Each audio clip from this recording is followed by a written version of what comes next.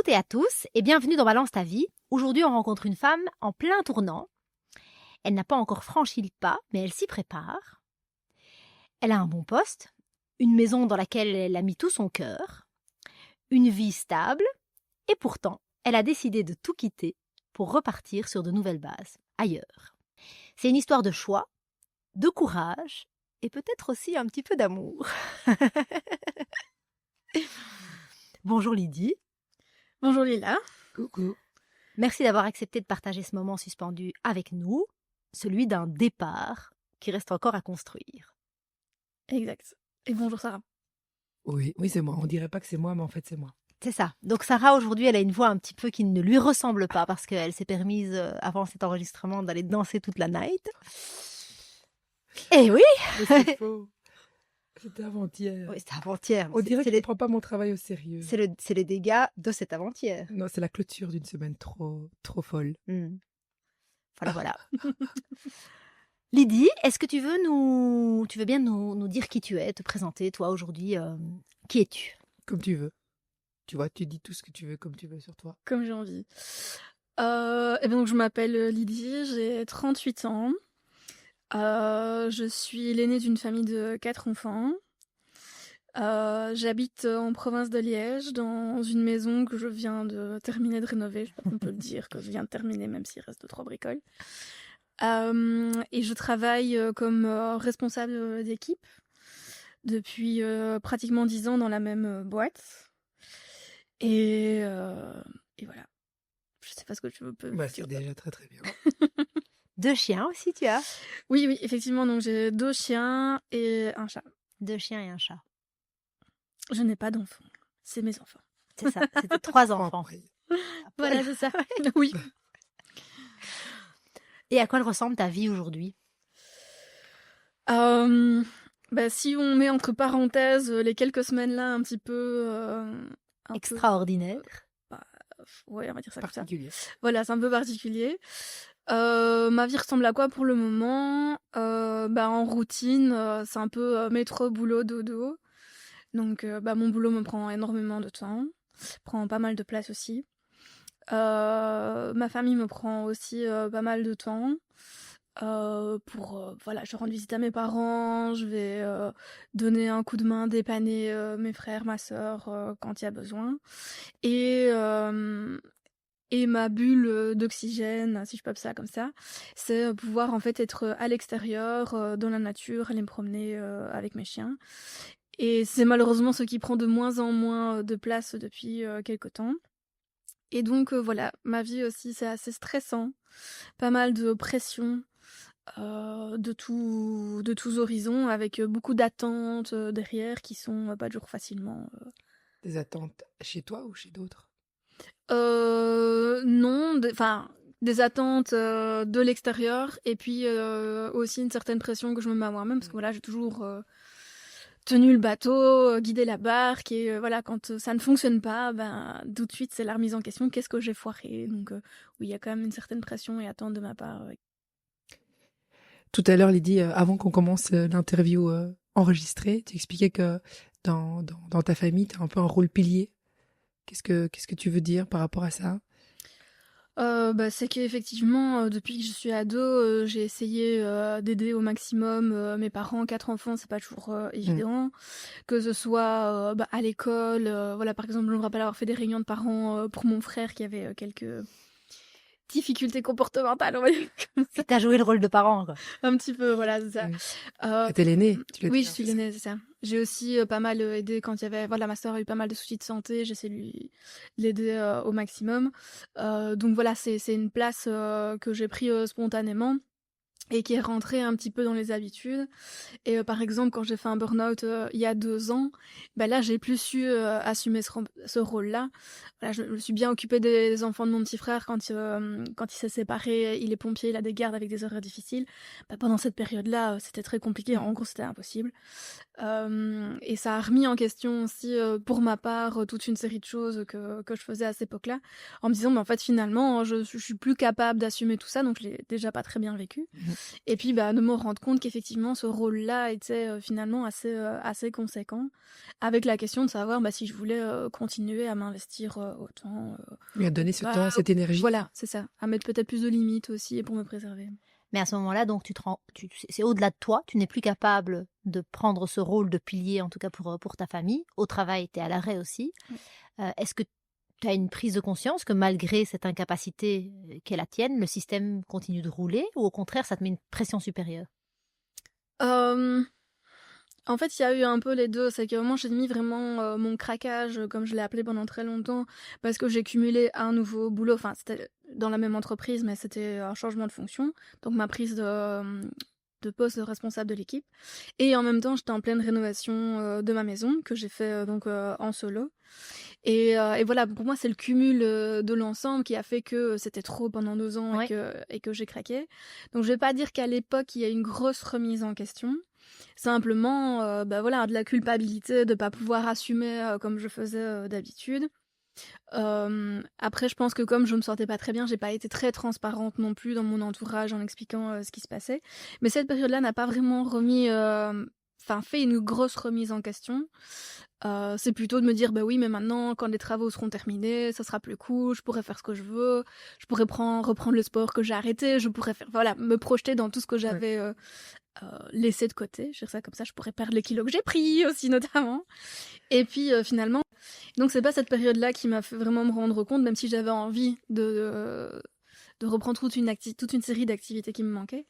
Mais c'est l'après. Donc quand j'ai commencé à reprendre le boulot, quand j'ai commencé à reprendre mon rôle habituel, auprès de mes amis, auprès de ma famille. Il faut savoir aussi que je gérais, que je gère toujours d'ailleurs, plus tellement, que je gérais beaucoup un groupe de balades à l'époque, que j'organisais pas mal de choses, que ce soit le groupe de balades avec les chiens ou des repas de famille, voilà. Et c'est quand j'ai essayé de reprendre toutes ces activités-là, où je me suis dit, il y a 1 an, donc plus ou moins 1 an après la reprise de mon burn-out, me dire, mais en fait, ça marche pas. Et je m'épuise, et j'ai retrouvé, entre guillemets, mes capacités mentales plus de 6 mois après avoir repris le travail, mais en gardant un niveau de fatigue assez élevé, en n'ayant pas la force de reprendre la moitié des activités que je voulais prendre. Celles que j'ai repris, je n'y ai pris aucun plaisir à les faire. Et donc, en essayant de trouver des nouveaux moteurs, mais qui en fait ne venaient pas, et de me dire que finalement, c'est plutôt le système dans lequel je suis qui pose problème, plutôt que le fait que moi, j'ai pas géré, ou que mes passions ont changé, quelque chose comme ça. Et est-ce que c'est à ce moment-là que tu te dis que quelque chose doit changer? Oui, et en même temps, c'était très paradoxal, parce qu'en fait, depuis des années, à chaque fois, je suis partie sur un truc de plus en plus gros. Donc, Une vie de plus en plus chargée, c'est ça? oui, c'est ça. Ok. J'ai eu une séparation difficile il y a des années. De là, je me suis investie dans une première maison à rénover. La rénovation était très compliquée. J'arrive au bout, et ce sentiment d'insatisfaction ou de manque, ou c'était trop routinier, il manquait quelque chose. Je suis partie sur une autre rénovation 2 fois plus conséquente, voilà. Avec l'expérience, mais Avec l'expérience, du coup, ça s'est très très bien passé. J'ai très très bien vécu ce projet. J'ai adoré. Avec aussi en train de se dire, mais finalement, est-ce que l'orientation professionnelle pourrait pas changer? Est-ce que le fait d'avoir eu mon burn-out a pris du temps pour moi, d'avoir été obligée de faire chez des spécialistes, des kinés et autres pour récupérer, je vais dire, de cet état-là, ça m'a donné envie de faire autre chose. Et donc, de dire que le système devait changer, je ne sais pas si c'était tout le système qui devait changer, mais en tout cas, moi, je devais changer mon approche, et plutôt aller chercher des éléments qui me faisaient vibrer, plutôt que de faire des choses par intérêt pour les autres. c'est ça, c'est ta position que tu changes dans le Ouais, système. c'est plutôt ça. Là où tu es le pilier et tu viens, comme tu dis, en aide, au service des autres, ce qui te pousse aujourd'hui à changer de vie, c'est de te remettre dans la position de faire les choses pour toi. Oui, c'est ça. C'est quand même un gros changement. Oui, ça c'est un sacré tournant. Et quand tu as pris conscience de ça, de ce besoin de te remettre toi au centre de ta vie et de faire les choses pour toi, qu'est-ce qui se passe autour de toi? Qu'est-ce que tu mets en place? Qu'est-ce qui se fait? En fait, ça reste très très compliqué, hein, parce que d'avoir eu l'habitude de faire beaucoup pour tout le monde, l'impression que faut accepter que les choses aillent peut-être moins vite ou soient pas fait à sa sauce, ou de se dire en fait certes je pourrais peut-être aider dans cette situation-là, mais réellement c'est aussi se poser la question, est-ce qu'on a vraiment besoin de mon aide, est-ce qu'on l'attend, est-ce qu'on la veut, et de se dire aussi de pouvoir intervenir quand il y en a un réel intérêt. On prend l'exemple de quelqu'un qui ne se sent pas bien. Alors, je vais pas dire qu'il faut attendre que la personne ait décidé d'aller bien pour l'aider, c'est pas ça que je veux dire, mais à un moment donné, vouloir mettre de l'énergie pour l'aider à changer sa vie, remettre les choses en ordre, si la personne, elle n'en veut pas et tout ce qu'elle a besoin à ce moment-là, c'est de l'écoute, ça ne sert à rien que moi, je perds de l'énergie. À lui proposer des solutions, à proposer des solutions. Et c'est ce que tu avais tendance à C'est faire. ce que j'avais tendance à faire. Et donc, c'est plutôt amener l'aide au bon endroit, au bon moment. Quand elle est demandée ou quand tu as une plus-value. Oui, voilà, c'est ça.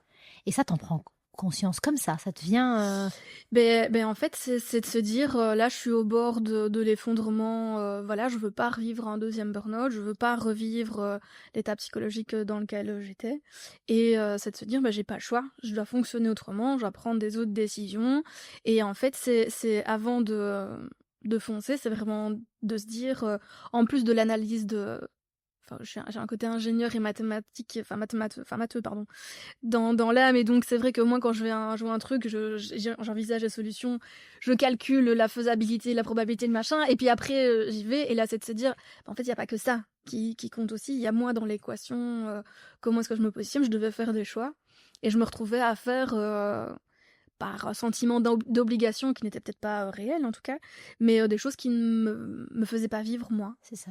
Et donc c'est de se dire maintenant je veux moins profiter de quelque chose, je veux moins avoir je prends l'exemple de la course à pied, j'avais toujours dit que je ne ferais jamais de course à pied de ma vie. J'ai dû en faire en 2018 parce que mon chien était malade, il avait besoin d'une activité un peu cadrée, et donc on m'a conseillé va faire du jogging avec. Je me suis lancée dans Je cours pour ma forme, j'ai découvert que j'adorais ça. J'ai commencé à faire donc du jogging, j'ai fait du trail, j'ai fait du canicross, j'ai fait de la compétition, et j'ai adoré ça. Même si je finissais dernière, je m'en foutais, j'adorais ça. C'est pas la performance que t'allais chercher. Non, clairement pas. Et puis quand j'ai voulu me remettre à la course à pied, en fait c'était une torture. C'était une torture que je m'infligeais parce que je me sentais pas bien, j'étais trop fatiguée, j'avais mal partout, j'étais plus dans le même contexte, j'avais perdu mon chien aussi entre-temps.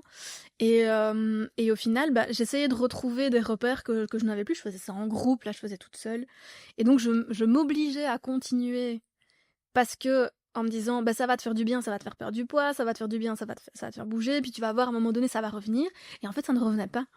Et donc t'as appris par là à t'écouter, quoi. Oui, voilà, c'est l'exemple le plus parlant que j'ai eu. J'ai pris un coach pour aller courir avec moi et tout, et c'était très gai entre guillemets, dans le sens où la progression était là, sauf que le plaisir n'y était pas. Absolument aucun. Et c'est là que je me dis en fait qu'est-ce que je fais réellement dans ma vie qui me fasse plaisir, et en fait il n'y en avait pas beaucoup. C'est ce constat-là, en fait. Dans ta vie, il n'y a pas beaucoup de toi et pas beaucoup de plaisir dans ce que tu faisais, mais plutôt ton moteur, c'est les autres et les obligations que tu portes à les aider. Ouais. Donc là, en fait, si on doit résumer ce que tu vas chercher dans ce projet, c'est du plaisir pour toi. C'est de me retrouver moi, en fait, aussi, parce que un autre point qu'on n'a pas encore vraiment abordé, mais qui était aussi la deuxième grosse raison qui a fait que j'ai voulu changer de vie, je vais dire ça comme ça, c'est qu'en fait, dans toutes les situations où j'étais, j'avais une étiquette. Lydie, elle est forte, elle va y arriver, elle va nous porter, elle va jamais se planter, elle va toujours gérer, si on a un problème, c'est vers elle qu'on va. Et en fait, moi, j'ai pas le droit de me planter, j'ai pas le droit d'avoir... De flancher. Voilà, de flancher, ou d'avoir difficile, ou de demander de l'aide. Et aussi le fait que j'étais célibataire depuis très longtemps, que à tort, à raison, pensera qui voudra, mais en tout cas moi j'ai quand même une série de critères qui sont pas négligeables. Qui sont pas négligeables. Voilà bien. Le slogan vaut mieux être seul que mal accompagné, je me le suis totalement approprié. Et en fait, chaque fois que je faisais des rencontres, quelles qu'elles étaient dans un groupe, en fait, j'avais même pas le temps de me présenter, parce que c'était souvent présenté par des personnes, des intermédiaires, quoi. Et donc, en fait, les gens savaient qui j'étais, savaient que j'avais fait de la grosse rénovation toute seule, savaient que j'étais ingénieure, savaient que j'étais responsable d'une équipe. Donc, on m'avait collé des étiquettes, en fait, et impossible de me débarrasser de ces étiquettes. Et j'avais l'impression que dans la plupart de ces interactions-là, en fait, c'est pas que j'étais pas vraie, mais en tout cas que c'était pas moi. Tu jouais le rôle de ces étiquettes. Voilà, c'était vraiment, on m'avait donné un rôle et je le prenais en fait. Dingue.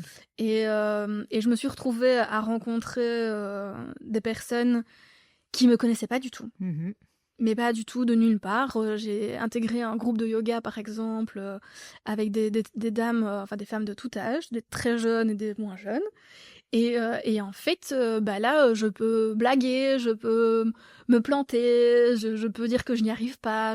Et en fait, c'est hyper confortable. Mhm. Ça fait un bien fou de pouvoir se dire, bah non, en fait, là, j'y arrive pas. Et c'est pas grave. Et de demander un coup de main sans avoir honte de le demander, sans avoir peur d'être gênée.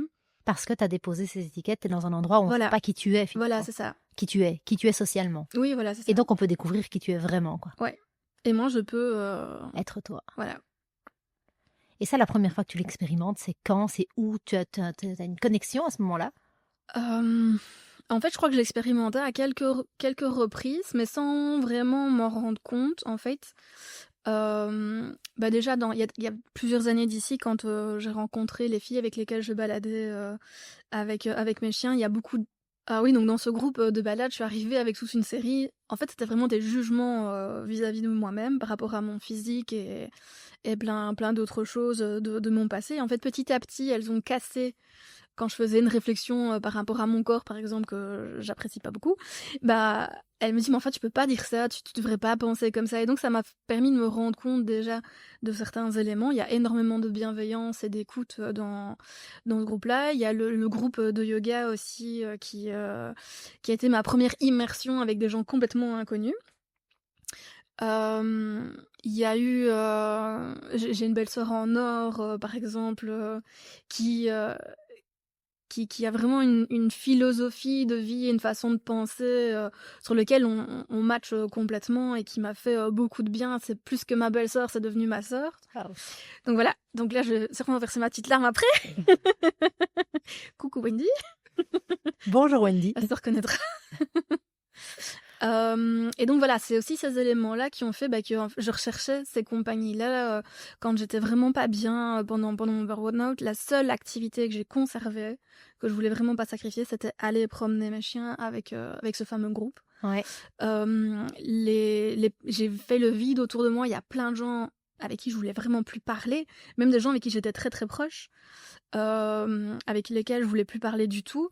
Et les deux seules ressources humaines qui me faisaient du bien, c'était les enfants, donc mes neveux et nièces, parce que voilà, les petits, l'innocence, on rigole, voilà, on se prend pas la question, et ma belle-sœur en fait. Donc c'était vraiment des ressources pour moi. Et c'est petit à petit que la réflexion est venue aussi dans mon burn-out. Mais en fait, il y a des gens qui m'ont reproché de pas avoir été là, de pas les avoir aidés comme d'habitude, de pas avoir été proactive comme d'habitude. Pendant que tu étais en burn-out?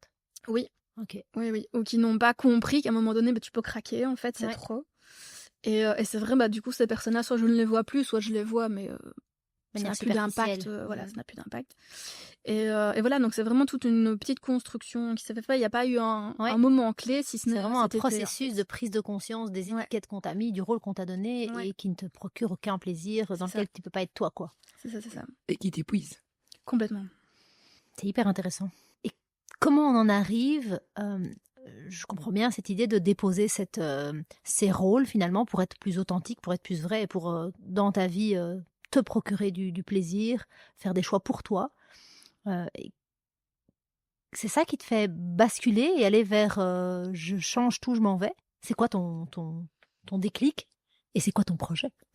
Oui, c'est vrai qu'on en parle et que j'ai pas encore expliqué. Le déclic, en fait, donc c'est depuis des années, depuis que je crois que j'ai 18 ans, enfin peut-être pas 18 ans, comme un petit peu après. Oui, je pense que c'est plutôt après donc j'avais 25 ans, plus ou moins, un truc comme ça.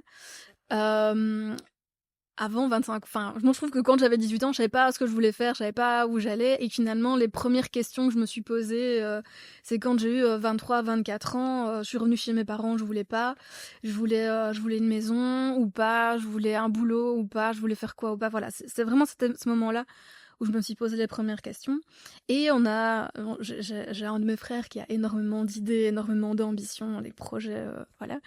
Et on avait voulu regarder pour acheter ensemble un truc un peu costaud, pas faire un habitat partagé dans la philosophie qu'on peut entendre maintenant écolo.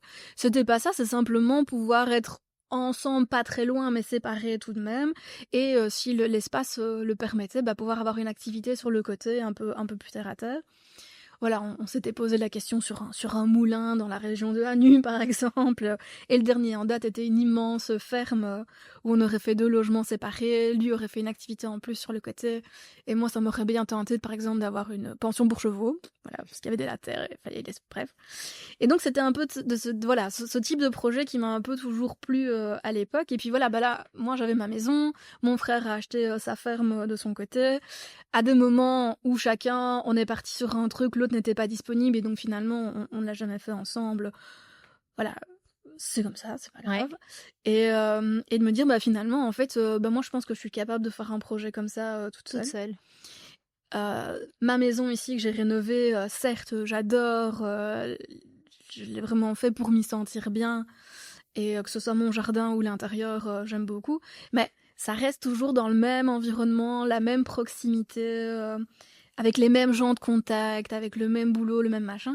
Et je me dis, si je veux vraiment me séparer, me détacher de tout ça, en fait, il faut recommencer. Et quitte à recommencer, autant recommencer à fond, quoi, totalement. Et pas juste 10 km à côté, quoi. C'est ça. Et c'est là, je m'étais dit, j'ai plusieurs personnes autour de moi qui ont eu la démarche de partir en France, au Canada, enfin un peu partout, quoi. Et je trouvais toujours ça génial, finalement, et assez facile pour moi, parce que j'ai pas d'enfants, donc je peux partir si je veux. Oui, je laisse mes parents, mes frères, ma sœur, mais enfin, ils ont leur vie. Tu laisses des personnes autonomes. Voilà, ils savent se débrouiller. J'ai pas d'enfants, j'ai pas un compagnon à convaincre non plus.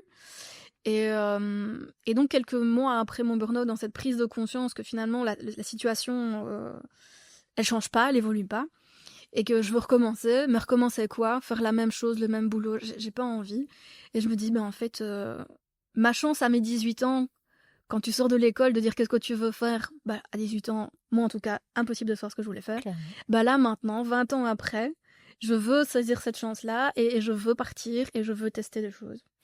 J'ai des frissons partout. Ouais, donc cette voilà. Deuxième chance que tu t'offres finalement. Voilà, et donc c'est ça vraiment le point de départ. Puis moi, je suis un peu beaucoup geek dans l'âme, et donc je suis en ligne, je suis sur des réseaux, je joue, des choses comme ça, et donc voilà, j'étais en contact avec plein de personnes via toutes ces applications, tous ces jeux, et à chaque fois, on discutait, toi tu fais quoi, et tu viens d'où, elle est chouette ta région, et enfin voilà, discuter de plein de choses. Et en me disant, c'est vrai que ça, c'est sympa comme coin, j'aimerais bien tester. Ah là, c'est bien aussi comme coin, j'aimerais bien tester. Et au fil des discussions, je veux dire, il y a un premier projet qui s'est construit, qui était de me donner 2 ans pour chaque congé aller faire un road trip, découvrir des régions et voir, enfin pas des régions du monde, parce que moi dans mon road trip j'ai toujours 2 chiens avec moi, donc ça limite, je prends pas l'avion, ça limite, donc en gros c'était la France, peut-être la Suisse, mais voilà, à voir, la France étant la première option. Et donc voilà, c'était un peu l'idée d'aller découvrir les régions, et peut-être pas sélectionner un premier endroit de façon définitive, mais au moins un premier point de chute. Il restait quelques mois, si ça va pas changer, quoi. C'est ça. Voilà, c'était ça. Du coup, je me laissais le temps pour finir les travaux, parce que j'avais quand même encore un petit peu de travaux à terminer. Remettre un peu des sous de côté aussi, après avoir payé tous ces travaux-là. Et dire, voilà, pour mes 40 ans, moi, je pars, en fait. Sauf T'as quel âge quand tu décides ça? J'ai 38 ans. 38. Donc, je me laisse 2 ans. Et les choses se faisant par le hasard. T'ayant entendu. Mais honnêtement, enfin après, voilà, on y croit, on n'y croit pas, mais je pense que quand tu commences à faire quelque chose, tu attires l'alignement, les étoiles, le positif, on l'appelle comme on veut. Et c'est un ingénieur qui dit ça. Exactement. Et en fait, dans le hasard de toutes ces rencontres-là que j'ai fait en ligne, j'ai rencontré Nicolas, qui lui est propriétaire d'un camping en Haute-Loire. Donc ils sont originaires de Grenoble, et il y a 5 ans, ils ont, eux, tout plaqué, entre guillemets, pour se lancer dans l'aventure. Et d'un match en ligne, d'un sacré match en ligne. En ligne, toujours dans tes jeux ou une appli de rencontre? Non, pas une appli de rencontre, toujours sur les plateformes, les jeux. Vous avez matché, pas amoureusement, quand vous avez matché relationnellement. Oui, voilà, c'est ça. Après, on a commencé à se parler sur d'autres plateformes que sur le jeu, donc les WhatsApp et compagnie. Et puis, on s'est appelé beaucoup. Et arrivé fin mai, début juin, fin juin, même début juillet, en fait, vraiment la rupture complète pour ma part, où là, je me dis, en fait, je peux vraiment pas continuer comme ça. Je suis pas sûre d'arriver à tenir encore 2 ans. Je veux accélérer. Je change mon planning de vacances en me disant, je m'y mets vraiment, je commence à chercher. Et finalement, je me donne pas 2 ans, mais 1 an pour essayer de tout boucler. Et donc, je me fais un petit road trip, machin, qui foire, parce que la garde de mon chien marche pas, je peux plus partir. Je dis, c'est vraiment toute une addition de plein de choses. Et Nico qui me dit, mais viens, on va se rencontrer, on va essayer de trouver. Et finalement, on fait un deal qui a évolué 4 fois entre le moment où on a fait le deal et le moment où on s'est vu. Et en fait, à pur hasard, enfin pas pur hasard, non, on a décidé de se rencontrer. Et le coup de cœur virtuel est devenu réel. Un vrai coup de cœur dans la vraie vie. Ah oui, un vrai coup de foudre, littéralement. Il y a pas longtemps, Lila, non, c'est pas toi, c'est une autre personne de l'équipe au boulot qui disait c'est rare qu'on rencontre une personne et qu'il y a un match et un pétillant. Et en fait, moi j'entendais ça et j'étais en train de me dire c'est ce qui m'est arrivé. Ce qui m'est arrivé il y a pas longtemps. Et en fait, voilà, une certaine sérénité qui s'est passée après aussi, en disant finalement j'ai plus besoin de chercher une région, un endroit, je vais là, quoi. Je vais là faire quoi, je sais pas, mais je vais là. Je rejoins Nicolas, en tout cas c'est sûr. Voilà, c'est ça. Et finalement, voilà, je sentais que je n'allais pas tenir encore longtemps dans ce système-là. Je voulais accélérer les choses, mais toujours avec cet inconnu et la prise de risque derrière. Oui, mais est-ce que je vais y arriver? Et est-ce que j'ai vraiment le cran de faire ça? Et plein de questions, pas des doutes, mais plein de choses. Et finalement, ça a simplifié. Oui, toutes tes questions sont venues trouver un point de ça s'est simplifié, et pas parce que je sais que, pas dans le sens où là j'ai quelqu'un sur qui je pourrais compter si je me plante, c'est pas ça, c'est simplement de me dire, en fait, j'avais plein d'hésitations, je me demandais si c'était vraiment la bonne chose à faire et que finalement, c'est les étoiles, les planètes, les signes, tout ce qu'on veut, c'est en gros, oui, c'est ça. C'est devenu une évidence. C'est devenu une évidence. Mais il est venu réveiller quoi, cet homme-là, chez toi, qui te fait dire que c'est une évidence? Alors là, t'en as de ces questions.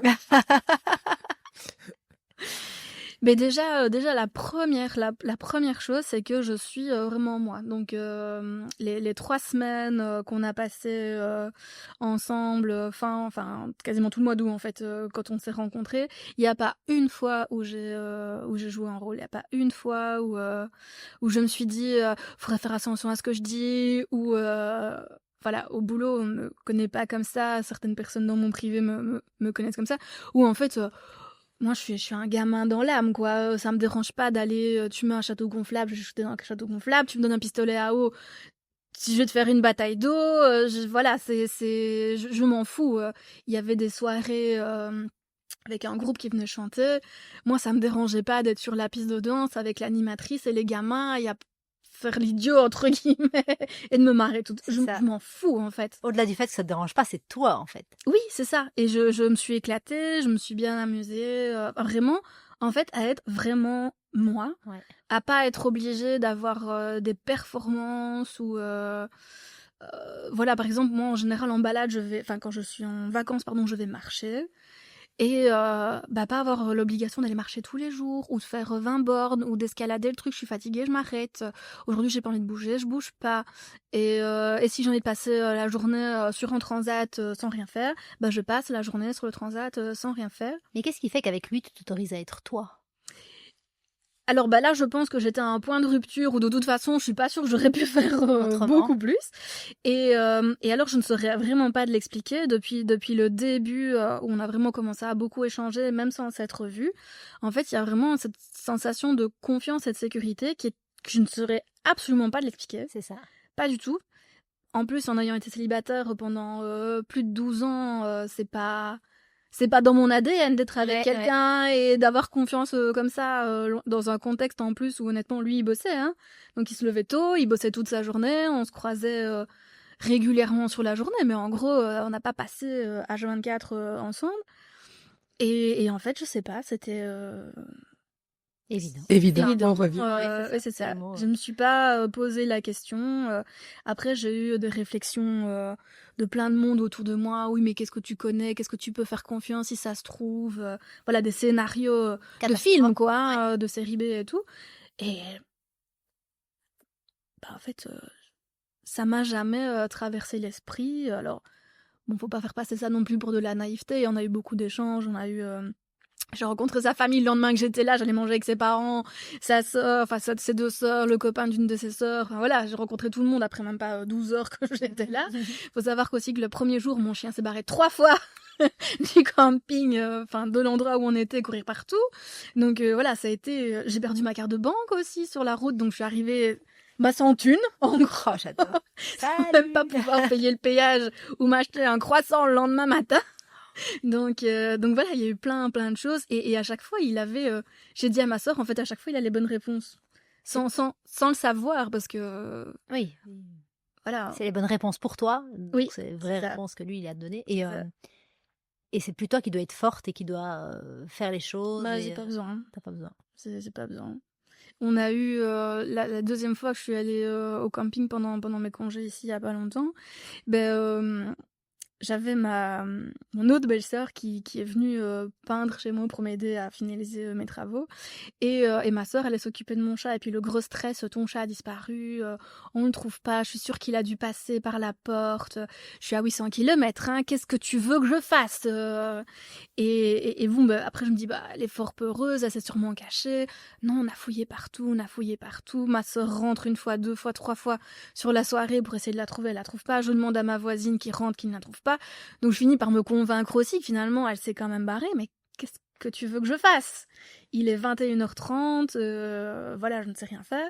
Donc je donne quelques consignes, laissez la porte de l'atelier derrière ouvert, mettez la caisse avec les plaids, la litière, et la première personne qui rentre, enfin qui vient le lendemain, passe par l'extérieur pour la coincer et fermer la porte, quoi. En gros, c'est ça.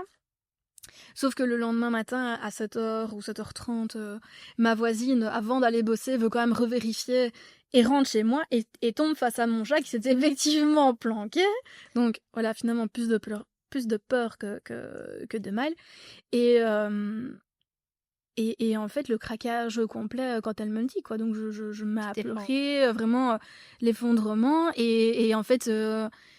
Et en fait, Nico était là et ça ne m'a pas dérangée. Je me suis même pas dit une seule fois qu'il fallait que je m'accroche. Pendant toute la soirée, quand on est allé dormir et tout, à chaque fois, il m'a rassurée pour essayer de trouver ça va aller, elle connaît la maison, enfin voilà, pour essayer de... Oui, vraiment très soutenant. Et puis quand j'ai eu l'info, donc c'est pas moi qui ai l'info, c'est lui parce que je suis dans la salle de bain, il reçoit l'info, il ouvre la porte, il me le dit. Et je fais ok, ça va, merci. Et puis il ferme la porte pour me laisser tranquille. Et là, moi, la pression qui descend, et tu dirais... il s'en est rendu compte alors que la porte était fermée, il est revenu en me disant il y a un truc qui cloche et effectivement j'étais limite assise par terre en train de pleurer quoi. Ouais. Et mais sans honte, sans frein, sans problème quoi. Donc tu passes d'années où tu vis les doutes, la frustration, je vais caricaturer sur les aspects négatifs, hein, tu vis certainement plein de choses positives, mais ou en tout cas tu fais état de doutes, de questions, d'attentes, du poids des attentes, à un endroit où tu peux être toi, sans question, sans jugement. Donc je trouve que la bascule, elle est impressionnante. Oui, oui, c'est clair. Et comment tu vis le fait que, pour toi, il y a ce côté évident, tu dis, il y a l'évidence, il y a l'espoir aussi, que les choses continuent de bien aller, et puis toutes ces...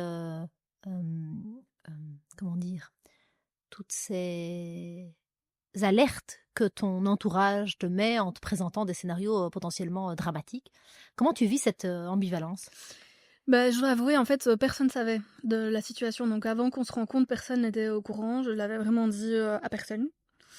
Je l'ai dit à une personne qui est mon plus jeune frère, qui lui, en fait, donc sort d'une séparation et d'un divorce compliqué, et qui a eu plus ou moins le même match de chance. En fait, il est allé au ski. Et quand il est allé au ski, il a rencontré une fille. Ils ont matché à ce moment-là. Elle vient de Normandie. Et lui, du coup, il est coincé en Belgique avec ses enfants, son boulot de pompier, et ainsi de suite. Et ils sont restés en relation à distance pendant tout un temps. Et là, depuis l'été, elle est en Belgique. Ils sont installés. Et donc, je me dis, si quelqu'un peut comprendre, c'est lui. Oui. Et en même temps, je pars, personne ne sait où je suis, c'est quand même un petit peu risqué, il faut quand même que quelqu'un sache où je suis. Et donc, en fait, je lui ai dit, mais genre 3 jours avant de partir. Et en fait, c'était ma façon de me protéger, où justement, c'est déjà stressant de faire les 800 km, de rencontrer quelqu'un que tu connais pas. Sa famille. Dans le contexte mondial actuel où tu ne sais jamais qui est derrière l'écran, hein, parce que bon, voilà, là je raconte une histoire, c'est tout joli, tout mignon, mais c'est plutôt rare par rapport à toutes les arnaques et tous les gens un peu dangereux qui peuvent être derrière les écrans. Donc il faut vraiment rester prudent. Évidemment, c'est bien de le dire. Et donc voilà, je me dis, il faut quand même quelqu'un qui le sache. Et donc je l'ai dit à mon frère qui était super content pour moi et qui m'a dit, je te souhaite le meilleur, j'espère que ça va aller, et qui a pris régulièrement de mes nouvelles aussi. Mais c'était ma façon à moi de me préserver, de me dire, j'ai pas envie d'être parasitée dans ma démarche par peut-être des réflexions qui seront très très négatives. Ouais. Et puis quand je suis rentrée, les premières, je l'ai dit graduellement à des gens dans lesquels j'avais le plus de confiance, tant dans la personne que dans son accueil de la nouvelle. Et en fait, c'est qu'on pouvait dire n'importe quoi. Moi, j'étais sûre et... Parce que t'étais allée et t'étais revenue. Voilà, c'est ça. Puis bon, voilà. Après, il faut savoir que pendant 5 semaines, on ne s'est pas vu, même si on s'est parlé régulièrement. Puis lui, il est venu. Ça a été la confirmation qu'entre nous, ça matchait. Mais entre-temps, moi, j'avais déjà démissionné. Et donc, mon projet de tout plaquer et de tout recommencer n'est pas conditionné par cette relation, par le fait qu'on se soit rencontrés. C'est clair que c'est un coup de boost et c'est très soutenant parce que lui, il me soutient beaucoup dans le projet. Et voilà. Et puis, ça facilite, entre guillemets, la décision de où aller et ainsi de suite. Mais ça aurait matché ou pas matché, ça n'aurait... Tu démissionnais de toute manière. Voilà, j'avais décidé de le faire. Ouais. Les 3 semaines que j'avais passées là-bas me montraient vraiment que j'avais besoin d'un autre fonctionnement, d'un autre système. Et donc, je démissionnais quoi qu'il advienne. Finalement, tu démissionnes même de la vie. Oui, voilà, c'est ça. En fait, c'est même pas que de ton boulot. Voilà, c'est ça. C'est clair. Et lui, ce qu'il m'a dit à ce moment-là aussi, c'est qu'en fait, si je lui avais pas parlé avant... qu'on match ou quoi, que j'avais ce projet-là de partir, en fait, lui-même n'aurait pas... Enfin, je dis pas qu'on se serait pas parlé, mais en tout cas, il n'aurait pas été aussi entreprenant, si je peux dire ça comme ça. Il a senti que c'était un rapprochement possible et les relations à distance... Oui, voilà, c'est ça. Oui, non. Ouais. Parce que là, honnêtement, quand... ça fait déjà quelques mois et c'est pas facile à vivre. Hein. Bon courage. Franchement, je suis admirative des gens qui arrivent et qui le font pendant des lustres. Moi, là, je pense qu'on sera à 6 mois quand j'aurai déménagé. C'est largement assez. La date du déménagement est prévue ? Alors, date fixe, je peux pas dire c'est le 23 février. Ouais. En tout cas, le 1er mars, ma maison est louée. Je ne peux plus être là. C'est ça. Et je m'arrête de bosser le 30 janvier. Donc, entre le 30 janvier et le 1er mars, il faut que j'ai bougé. C'est ça. Donc, voilà. Est-ce qu'il y a, parce que tu racontes ça effectivement avec une vue un petit peu, une prise de hauteur et comme tu dis, c'est plein d'éléments positifs et de planètes qui sont alignées. Est-ce qu'il y a chez toi de la peur, des inquiétudes ? En fait, ma plus grande peur, c'est de pas y arriver et de pas être prête pour février, en fait. Pas y arriver matériellement à mettre ton déménagement dans le temps. Oui, c'est ça, parce qu'en fait, voilà, ça reste quand même une démarche qui est pas simple. Mmh. La maison, les travaux sont pas terminés. Donc, il y avait une pièce qui était toujours à l'état des tables, si je peux dire ça comme ça, qu'il fallait terminer. Le jardin, j'avais eu pas mal de problèmes dans les aménagements extérieurs qu'il fallait résoudre. Donc, ça, c'est bon, c'est fait. Il y a plein de petits bugs de rénovation que c'était pas grave si moi ça n'allait pas, je vivais là. Mmh. Mais maintenant qu'elle va être louée, je peux pas avoir ma taque électrique par exemple. Quand je l'allumais, elle s'allumait parce que c'était rouge. Mais après il y avait pas les chiffres, donc c'est pas grave. Moi je compte, mais je peux pas laisser ça au prochain. J'ai des interrupteurs à l'étage qui, voilà, quand j'allume ma chambre, j'éteins l'autre chambre. Voilà, c'est un peu le genre de truc. Moi c'est pas grave, mais là, voilà, ça ne va pas. Donc il y a ces travaux-là qu'il faut terminer. Il y a toutes les démarches d'assurance parce que je vais passer la maison en gestion locative. Il faut que tout soit en ordre, que j'ai que ce soit complet. Voilà, j'avais des assurances fiscales en Belgique qui n'ont plus de sens, qu'il faut que je transforme. Il faut que je m'assure que ce que j'ai ici fonctionne en France. Comment ça, ce que tu as ici? Genre une assurance dépannage, Ah oui, par c'est ça. exemple, mon assurance familiale, des choses ainsi. Il y a l'aspect financier, parce que là, je démissionne, donc j'ai pas droit au chômage quand je vais finir mon boulot. Et donc, qu'est-ce qui va se passer après? J'ai un véhicule de société, j'achète ou pas une voiture à moi. Voilà, il y a tous ces éléments-là qui restent à mettre en place. Ça reste très stressant, très Ouais. contraignant dans un boulot qui est vraiment pas Très prenant. évident et où mon départ, en fonction de à quel échelon on se situe, se passe bien ou se passe moins bien, et avec beaucoup de pression et beaucoup d'attentes de ce côté-là pour remettre les choses en ordre, pour assurer une transition, faire une continuité de service, plus un recrutement en cours auquel je participe également. Donc voilà, Te remplacer. Ouais, Mhm. donc ça reste des journées intenses et très très lourdes dans un contexte où finalement j'étais quand même début de l'été à 2 doigts de repartir en burn-out, et si ce projet-là m'avait pas renourri, je pense pas que je serais opérationnelle maintenant. Ouais. Donc Donc en dans fait, un- là, tu as de l'énergie qui est vraiment... tu dois vraiment sortir beaucoup d'énergie de Oui. toi, là où tu dis que t'en manques, quoi. T'es pas Oui. au top de ta forme. Oui, c'est ça. Donc émotionnellement parlant, c'est C'est pas évident. pas évident. Ouais. C'est ça, que le projet est magnifique, mais que là, maintenant, tout de suite. C'est l'avenir qui te nourrit plus que le présent. Voilà, c'est ça. C'est Il ça. faut que tu aies C'est cet ça. objectif-là. Voilà. Et puis on me demande souvent qu'est-ce que tu feras après. Je dis écoute, je n'en sais rien pour le moment. Là, mon cerveau est capable de gérer mon départ. Ouais. Et une fois que je serai arrivée, je pourrai gérer ce que je ferai là-bas. Donc c'est une fois là-bas que tu vas construire finalement ton côté professionnel. Oui, après je pars pas complètement à l'aveugle. Il y a plusieurs portes qui sont possibles. Mon diplôme est équivalent. Je pourrais refaire le même boulot en France. J'ai eu contact avec des sociétés de recrutement qui sont intéressées. Ce serait la pire option pour moi, mais c'est possible. Parce qu'elle te fait pas vibrer, parce que c'est Ouais, pas j'ai pas, un job voilà, qui t'amuse, quoi. J'ai envie de changer, alors Bien sûr. pas Ouais. envie de refaire la même chose. Mm. Il y a le fait que l'enseignement m'a toujours tenté. Et c'est possible de partir pour l'enseignement. Il y a quelques démarches à faire, mais c'est pas bloquant, donc il y aurait moyen à tester. Bah, du coup, en septembre, quoi. Ouais. Il y a la possibilité aussi, si la saison va démarrer au camping en avril, et la possibilité aussi de m'investir de ce côté-là, ou de prendre un boulot intérimaire, ou enfin, voilà, il y a énormément de choses. T'as un tel profil et t'arrives dans une telle situation qu'il y a des options, quoi. C'est pas que Oui. tu pars d'une page blanche. Voilà, c'est ça. Et en fait, le truc, c'est que j'ai pas envie de me réenfermer dans un schéma X, et que j'ai vraiment envie de pouvoir tester des choses.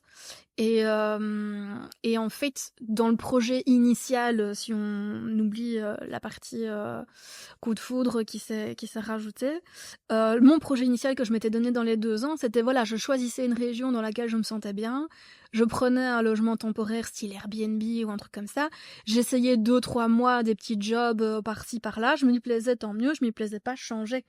Et donc l'idée, c'était de prendre 1 an ou 2, de passer de petit boulot en petit boulot pour vraiment savoir dans quel coin je voulais vivre et dans quoi je voulais bosser. Parce que l'avantage que j'ai, c'est que là, je suis propriétaire et que grâce aux revenus locatifs, la Belgique va se payer toute seule. Donc ça me fait pas gagner de l'argent, mais j'en perds pas et c'est une bonne épargne. Pour toi. Voilà. Et donc, en fait, je suis libre. Oui, je dois manger, mais je dirais à part ça, j'ai pas de charges qui viennent me plomber, et donc je peux prendre un boulot beaucoup plus simple que celui que j'ai maintenant, avec des revenus beaucoup plus simples que ce que j'ai maintenant, avec un but vraiment d'épanouissement personnel, quoi. Personnel. Et ça, il y a beaucoup de gens que ça coince, ce côté de perdre en niveau de vie plus qu'en qualité de vie. Vraiment, cette balance, c'est évident pour toi que tu vas gagner en qualité de vie, et c'est OK pour toi de perdre en niveau de vie. Qu'est-ce qui fait que toi, c'est pas une question pour toi? J'ai une vie assez simple, je pense, dès le départ. Donc, moi, mon plus gros budget, c'est mes chiens, c'est la nourriture, c'est les frais vétérinaires, c'est ça. Mais si je pars en vacances, je pars avec eux en voiture, en louant en Airbnb, c'est pas un budget de fou.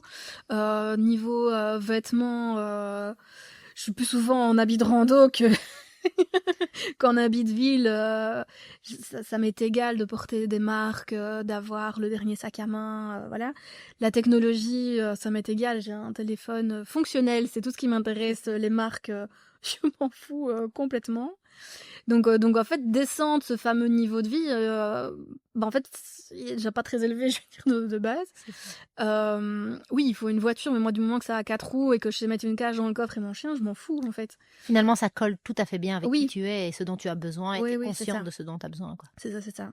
Et quand tu penses à ce départ, c'est quoi comme image qui te vient à l'esprit? Oh, je sais pas dire vraiment une image qui vient, mais c'est un peu un sentiment de liberté que pour la première fois, je fais quelque chose pour moi, Mmh. en fait. C'est vraiment ça. Je fais quelque chose 100% égoïste, 100% pour moi, sans tenir compte, parce qu'évidemment, voilà, ma famille, ils ont été tristes quand ils ont appris que je partais. Ils m'ont pas dit non, on veut pas que tu partes, on veut que tu restes. Enfin, si, ils l'ont dit dans le sens où on préférait que tu restes près de nous, mais ils ont pas essayé de me retenir contraint et forcé, c'est pas le cas. Mais je veux dire, là, je le fais vraiment pour moi, en fait. Et du coup, c'est très libérateur que je vais pouvoir, oui, respirer, faire ce que je veux, Ce que tu veux, toi. en gros, quoi. Et pourtant, tu nous dis au départ, tu es quelqu'un qui culpabilise fort de ne pas remplir les rôles Ouais. qui t'ont été attribués. Aujourd'hui, tu as complètement dealé avec ça. Ouais, j'ai complètement lâché ça. Bravo, comme quoi c'est possible. C'est je ne sais pas vraiment le déclic, mais au final, je pense que c'est aussi des discussions. C'est plus un processus qu'un déclic. Oui, voilà, c'est plus un processus et un paquet de nœuds qui se dénouent. Et à un moment donné, les nœuds sont suffisamment dénoués, tu vas tirer sur une ficelle et tout se défait. C'est ça. Mais oui, voilà, c'est ça. Ça veut pas dire que je resterai pas disponible s'ils ont pas besoin d'un coup de sur un coup de fil ou quoi, hein, ça je dis pas, mais Et puis, il y a une question de nature, avec une voix qui vient. d'outre-tombe. Il y a aussi une question de ta nature. Je veux dire, tu as pu lâcher un certain nombre de choses, mais à l'origine, tu es quelqu'un probablement qui aime être là pour l'autre, ou en tout cas être dans la relation. Être quelqu'un. En fait, je veux pas dire qui aide forcément, mais qui peut se rendre disponible pour l'autre. C'est juste que là, c'était peut-être dans une forme d'excès, de trop, au-delà de ce que toi tu voulais faire Oui, c'est ou ça. pouvais faire à un moment donné. Et donc, c'est pas comme si du coup tu lâchais. Oui, non, quand non, tu dis, ça. mais je serai toujours dispo quelque part de temps en temps, et en ne m'oubliant pas moi, en fait. Oui, voilà, c'est ça. Et si tu te projettes et que tu imagines ta vie dans un an, elle ressemblerait à quoi ta vie idéale? Ah oui. Mhm. Mais déjà, alors si je me projette vraiment dans le concret, où est-ce qu'on sera dans un an? On sera dans un mobil-home de 40 mètres carrés plutôt qu'une maison de 300 mètres carrés. Mhm. Voilà. Et ça, c'est OK pour toi? Ah, totalement. Voilà. Totalement. Falloir un petit peu réfléchir à de l'organisation de tous les jours, mais sinon à part ça, c'est pas grave. J'ai toujours râlé quand j'ai dû acheter. J'ai dit voilà, moi je voulais un grand terrain parce que je voulais vraiment de l'espace, de la nature, des arbres, voilà. Et il me dit si tu veux un grand terrain, t'es obligé d'avoir une grande maison parce qu'en général t'as pas une petite maison sur un grand terrain. Ouais. Et donc voilà, j'ai une grande maison parce que je voulais le Ce grand qui va avec terrain. le terrain, Gros. c'est ça. Et là en fait je vais avoir un méga terrain de 15 hectares. Ouais. Avec une mini maison, donc c'est très bien. Finalement, c'est toi. C'est très, très bien. Donc voilà, moi c'est effectivement être dans le cadre nature, être dehors, les forêts autour, la rivière à 100 mètres, c'est de pouvoir aller me promener tous les jours, respirer, vraiment, vraiment ça. Et effectivement, il faut un gagne-pain, mais avoir alors c'est souvent dit de façon négative, un job alimentaire. Mhm. Souvent pris de façon négative parce qu'on dit ouais c'est un petit boulot de merde ou quoi qui paye pas bien et qui me permet juste d'avoir ma tartine, mais en fait le petit boulot alimentaire qui te permet d'avoir ta tartine qui va pas te remplir l'esprit, que quand tu sors de là tu fermes la porte, il y a plus rien, c'est vraiment ça en C'est fait. ça dont tu as besoin. Oui, C'est dans ça que tu te projettes. c'est ça. Et ça peut être un boulot très intense ou très Physiquement. prenant, mais ou mentalement, mais je veux dire mais qui une fois que tu sors voilà, pour le moment, en fait, quand on me dit qu'est-ce que tu fais? Je dis, bah, je vais parler de mon travail. Bah là, je veux pas, en fait. C'est ça. C'est si on me demande qu'est-ce que tu fais, qui tu es, bah, je dis, bah, moi, je suis dehors, je vais me promener, je suis à l'extérieur, je respire, je profite. Et pour pouvoir faire ça, bah oui, j'ai besoin de manger. Donc, j'ai un boulot sympa, avec Ouais. des collègues sympas, dans un cadre sympa, et qui me permet de pouvoir mettre à manger sur la table et faire 2-3 extras, mais sans plus, quoi. Travailler Et- pour vivre et pas le Exactement, contraire. ouais. Ouais. Oui, c'est pas le travail ton lieu d'épanouissement. Non. Pas du tout. Bah, ça peut, hein, mais je veux dire, c'est pas mon objectif, quoi. Tu pourrais devenir garde forestière. Guide rando, le Ah, petit. ben voilà. Il La est là, liste le de- projet, il est là. Est-ce que le choix que tu as fait maintenant, ici ces derniers mois, tu aurais pu faire ce choix il y a 20 ans, quand tu avais cette même liberté? Je pense pas, parce que qu'est-ce qu'on sait Enfin, moi, à 18 De la ans, je savais vie. pas, en fait. J'en savais rien. On mettait la pression, tu dois choisir des études. Qu'est-ce que tu veux faire après? Mais j'en sais rien, moi, ce que je voulais faire après. Si, j'ai toujours rêvé de faire médecine ou des choses comme ça, tu vois, mais voilà, je trouve que décider toute ta vie quand t'as 18 ans, c'est compliqué. Après, j'ai un frère depuis qu'il a 12 ans et sait qu'il veut être pompier. Donc pour lui, c'était tout tracé, c'était facile, entre guillemets. Facile, pas d'y rentrer, hein, parce que franchement, il a bien bossé pour y arriver. C'est pas un boulot facile ni rien du tout. Mais je veux dire, voilà, Oui, c'était c'était une clair vocation pour lui. pour lui. C'était une vocation.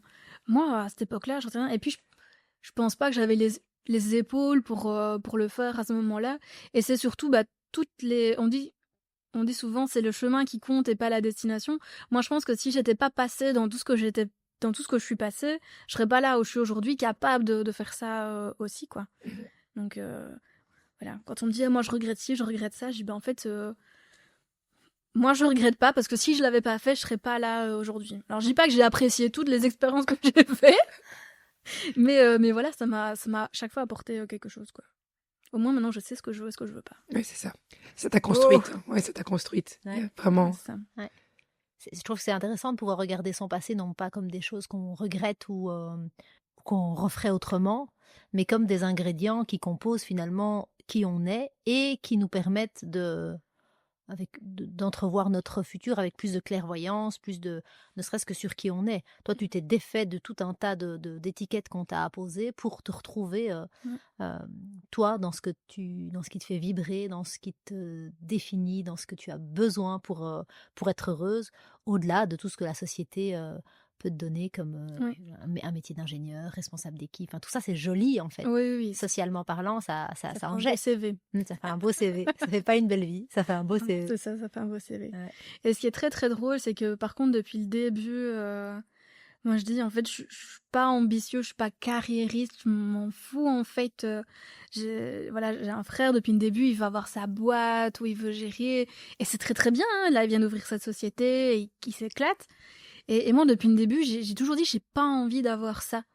Et finalement, c'est ce que j'ai eu par les circonstances et le cours des Le choses. hasard. Mais finalement, c'est pas ça que je voulais au départ. Et donc, mon projet là, maintenant, est beaucoup plus en lien. Si, il y a de temps en temps, on dit, si jamais l'enfant, quand t'avais 5 ans, 8 ans, 12 ans, 15 ans, te croisait maintenant, est-ce qu'il serait fier, est-ce qu'il serait d'accord et tout? Je dis, en fait, finalement, c'est beaucoup plus en lien avec... Ce que tu vas faire maintenant, Ouais. ce que tu as fait jusqu'à présent. C'est ça. Ouais. Même si je regrette pas du tout de l'avoir fait, que c'est très bien de l'avoir fait, ça Ouais. m'a appris beaucoup de choses, quoi. Ouais, c'est ça. Mais voilà. Qu'est-ce que tu voudrais dire aux personnes qui nous écoutent et qui, peut-être comme toi, sont à un moment où ils sentent qu'ils ont besoin de changement dans leur vie? Qu'il faut pas hésiter. Après, il y a des situations qui sont plus faciles que d'autres, évidemment, mais je pense que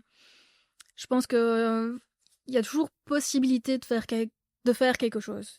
Toujours dans une certaine mesure, voilà. Et si on peut vraiment pas le faire, si on est vraiment cadenassé, c'est qu'il y a un problème, en fait. Et qui peut pas être résolu peut-être tout de suite, hein, voilà. Il y a 10 ans d'ici, j'avais je sais pas combien de crédits sur le dos, avec des difficultés de payer ces factures-là. Si j'avais dû prendre la décision que je prends maintenant à l'époque, j'aurais pas pu me permettre d'être sans revenu. Voilà, c'était pas possible. Mais à l'époque, je me suis dit, moi, je veux pas vivre comme ça, à calculer tout ce que je dois calculer. À dire cette facture-là, je la paye ce mois-ci parce que c'est mon deuxième rappel, l'autre j'ai eu qu'un rappel, je la payerai plus tard. Je dis, je veux plus jamais revivre cette situation-là. Et voilà, ça m'a pris 10 ans pour Stabiliser. écouler, stabiliser et avoir quand même un certain confort. Mais voilà, c'est que si à un moment donné on est trop enchaîné, il y a un truc qui foire, quoi. En tout Et cas, ce que ça me laisse penser, ce que tu dis, c'est que les circonstances font que l'objectif, le rêve n'est pas forcément possible ici et maintenant, mais tu invites à ne pas le perdre de vue, quoi. oui, c'est ça. Et à faire en sorte de changer le contexte Oui, pour oui, que oui, le oui. rêve reste Ouais, c'est possible. ça. Et ce sera, je pense, ma dernière question. Si tu devais te parler à toi dans 2 mois, qui ferme la porte de la Belgique pour aller vers cette nouvelle aventure, tu voudrais te dire quoi? Bah déjà maintenant je voudrais me dire de pas lâcher et de m'accrocher même si c'est dur et que voilà, c'est assez stressant, qu'il y a pas de doute et qu'il y a pas de crainte outre mesure à avoir et que voilà, de se donner les moyens et d'y croire que je suis pas toute seule et que je peux aussi demander de Compter. l'aide, quoi. Ouais. Voilà. Et au bout de ce déménagement, sera bravo, ma grande, tu l'as fait finalement, et que maintenant, tu peux vraiment vivre comme t'as envie, quoi. Comme tu arrives de le faire. Voilà. C'est moi ou tu as un petit peu les larmes aux yeux? Pas possible. Possible. En tout cas, C'est c'est ce beau. qu'on te souhaite. Ouais, c'est ce C'est qu'on souhaite. gentil, merci. Est-ce qu'il y a quelque chose dans ton parcours, dans ton histoire qu'on n'a pas abordé et que tu penses être important de dire? Moi, je voudrais dire qu'il faut remettre les choses en question. Je vais pas le détailler ici, mais en fait, on m'a inculqué énormément de croyances, presque des dogmes,